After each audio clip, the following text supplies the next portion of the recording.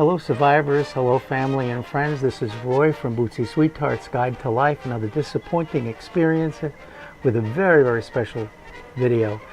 The following video in two parts is following my contribution, my making of my contribution to a very special quilt project by the Quilting Marine, Mark Darrell and his wife Tracy. It is a very special project, and I urge all of you to check out, please, the Quilting Marine.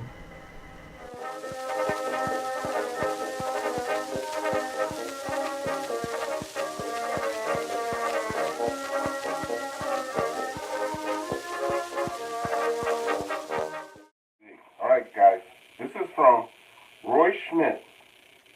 Oh, this is Bootsy. Yeah, Bootsy had asked yesterday. Lynbrook, New York. Yeah, New York in They the came. house. All right, let's see what we got here. I'm sure it's going to be incredible. They all are. Quilting Sweethearts. Couldn't send a slice of pizza, huh? Nice block. Very nice block. Oh, wow. Very Quite nice. nice. Go ahead, Bootsy. All right, the pizza line. My wife and I, we are pizza snobs, okay? So we don't eat everywhere. Oh, you're not a quilt snob, but you're a pizza snob. I'm not a quilt snob. No, quilt snobs, that way. Exit stage left. Exit stage left.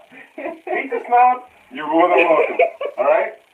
My son can eat pizza from anywhere. You name the store, and he'll eat their pizza. My wife and I, no. Not so much. We're not built that way, okay? Yeah. So we're on the pizza journey. Yeah, to find a great pizza place. Here in that Georgia. could bring us back to near New York, at least, Yeah. get us to Jersey. Yeah. Jersey's got great pizza. But we haven't found it here in Georgia, not yet. We're looking. The first thing I did was to decide what kind of block I wanted, and it occurred to me that I wanted something to highlight as a focus, some sort of a image surrounded by backgrounds, light backgrounds. And this square in a square, really traditional, it's like the workhorse of quilting in a lot of ways. This turned out to be the design that I'd like.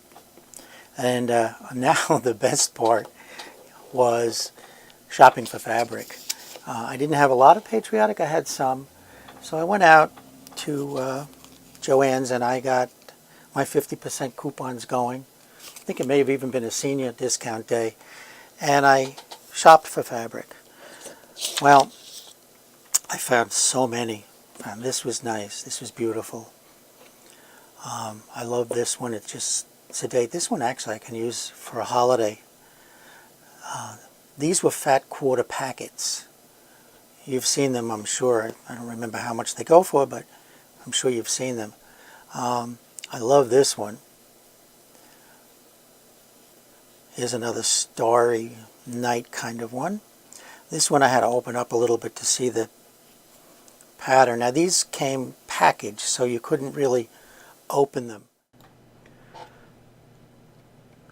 So this was all of them, except for two others that turned out to be the winners.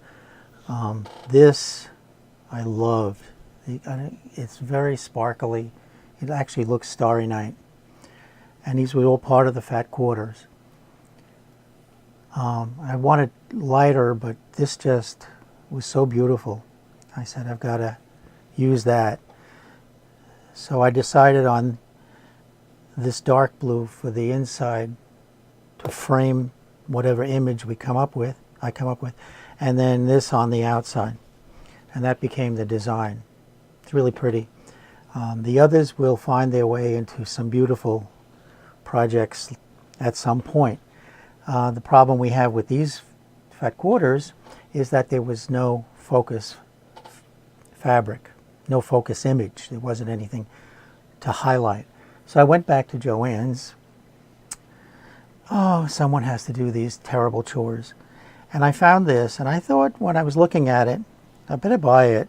You never can tell. There's something in here that I could fussy cut around and maybe find a piece that, oh, this, yeah, I was looking at the heart, I was looking at the flags, and a couple of minutes later I found this, and this just spoke to me. The American Eagle, and it was clear to me that I could fussy cut this out, one of the images somehow, and use that as the center of the block. And that's what I did. So the fabrics were chosen, and now it's time to make the quilt block and the templates. When you do the paper piecing, you sew on the paper, and we'll explain that. I'll explain that in a minute if you're new to it. If you're not, and this is something that you've done before, I hope you're just enjoying my take on it. I think we all have different ideas and different ways of doing things, and this was my way. Not a right way, not a wrong way, my way. So let's get to preparing the templates.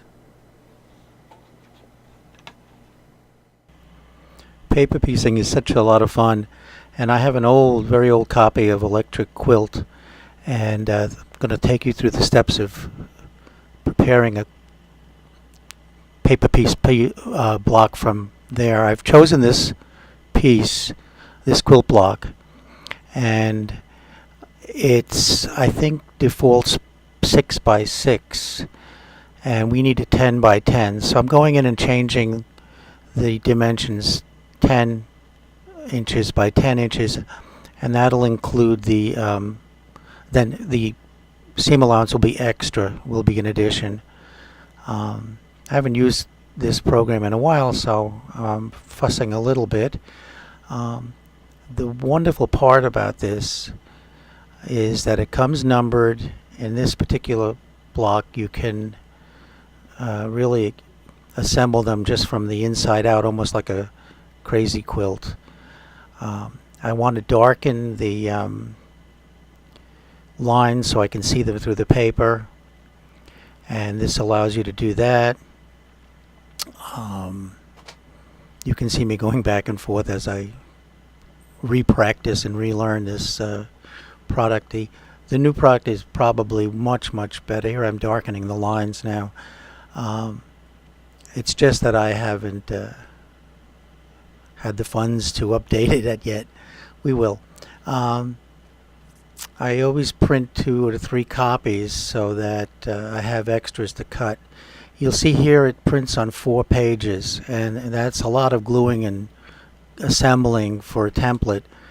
So I'm going to try the landscape printing and see if that helps. And let's see what happens. We'll do a print preview, and there we are. This is much better. It'll come out on 2 pieces of paper rather than 4, and we only have 1 seam to allow for pasting. You can see that this is a very user-friendly program. I've done a lot of blocks with them in the past, and I think I'm going to put this on my Christmas list. I'm not sure which version they're up to. I think it's probably 8. This is probably 5. It doesn't work well on Windows 10. Some of the aspects of it aren't really working well. So here again, you can see me fussing through. I'm having a little bit of learning curve on this. Now it produces templates, and the importance of the templates is to save material. If I can cut approximate size pieces, it'll save a lot of fabric. So this is EQ5, and my templates are just about ready. Now that we have the pattern printed, and the main piece, this is the piece that we're actually going to sew on. The templates come second. Now, can you see there's the marks here for joining these two? What I do, and again, this is the way I do it. It may not be the way others do it. We are all unique.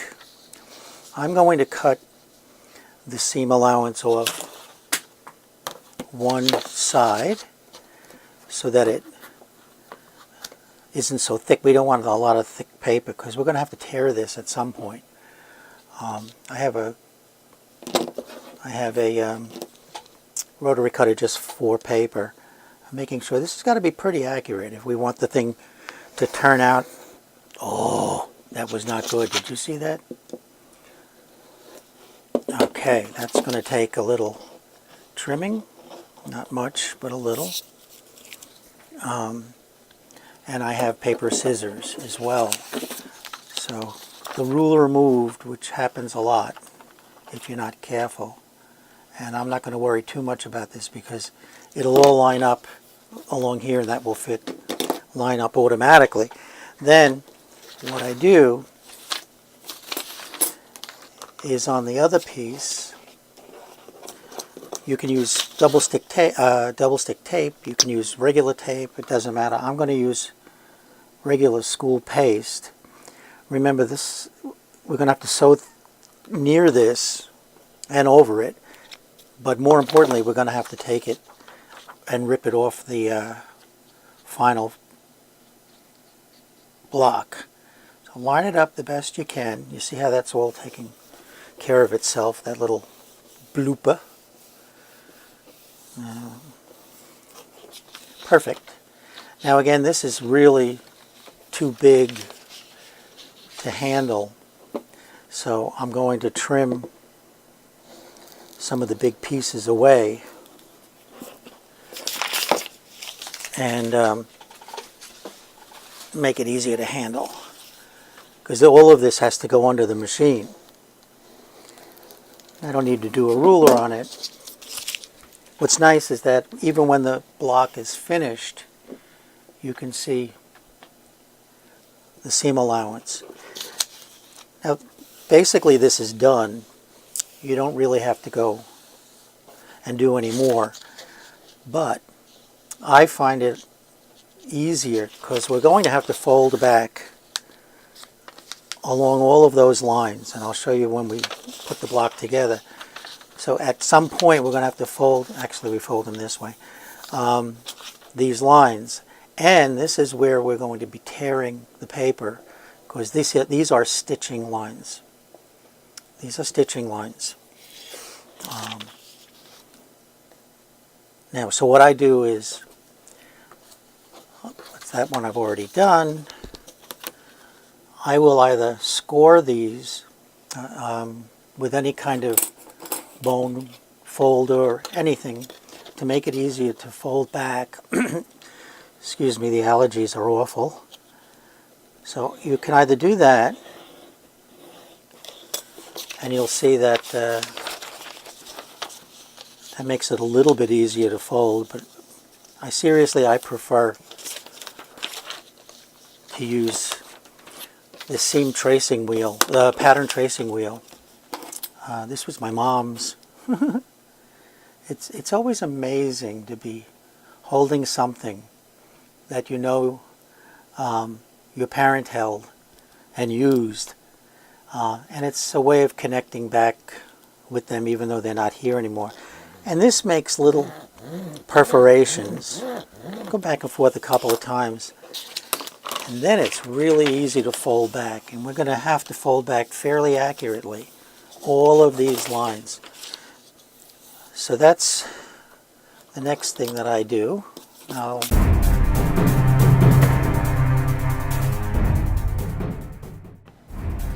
so I have been giving myself a timeout. This was one of those do as I say and not as I do moments. Never, ever, ever leave the rotary cutter open. It's so easy to cut yourself. This is very, very, very sharp, and I came close to that blade more than one time. But, you know, I want to leave the bloopers in so as to you not making any mistakes. I love my little Dritz. I don't know whether they make them anymore. This one automatically opens. I don't know whether you can see it. No, you can't. But the pressure puts down the blade, lifts up the protector, and then you let your hands off of it, and the protector is back, so you can't cut yourself. It's made for clumsy people like me, for awkward people like me. So let's get back to where we were. One of the printouts we get is a template printout, and this is very simple because there are really only 3 shapes, 2 triangles and a square. I'm going to cut these out, and I'm not going to cut them out as accurate as I would if I were making a very fine block. I'm just going to hack it away, but I'm going to leave enough over the seam allowance so we have extra. It's very easy to not line these up properly and wind up with pieces of paper showing instead of pieces of fabric, which you'll see. So I'll finish cutting these out and be back. So here's what we have. We have a potato chip stained square. That's the center. And then we have a template that's going to go there, and this is going to finish out the block. So these two I'm going to put aside here for a second. And what I've done is I've scored, pre-cut this so I don't have to do this on camera. This will be the square that will act as a frame to fussy cut the center image. And it's going, you know, it's going to be sitting like this, square vertically. And then we'll cut out 4 of each triangle. And that's basically all the pieces that we need. So for this part of the construction, we'll end this video and have part 2 so that you can take a break and come back when you need to. Part 2 will be finishing the block. Thank you for watching, and please follow along with part 2.